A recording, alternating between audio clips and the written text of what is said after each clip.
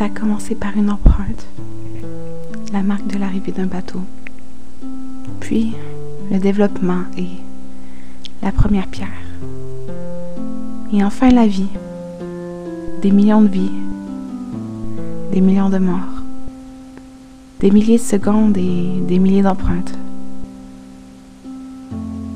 Du temps écoulé et des vies achevées.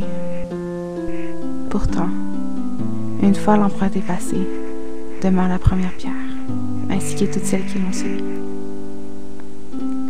Chaque jour, nous les foulons, nous les brisons, nous les violons et nous les admirons. Ces pierres sont les vestiges de nos ancêtres, leur dernière empreinte sur Terre. Elles représentent notre patrimoine. Aujourd'hui, j'ai le privilège d'observer ma ville et de contempler les mêmes pierres et les mêmes bâtisses que mon arrière-arrière-grand-mère, lorsque pour la première fois elle vit Québec.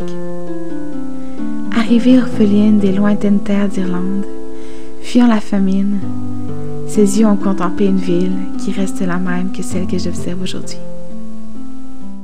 Lorsque Samuel de Champlain fonda Québec, les connaissances du monde étaient bien pauvres. On ne peut donc qu'attribuer au hasard que Québec soit une ville si bien placée, qu'elle soit inatteignable.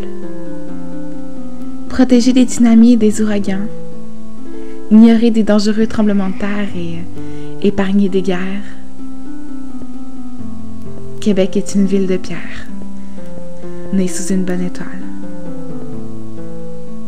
Continuons de la faire briller, en allumant chez les jeunes le feu de la fierté pour cette ville unique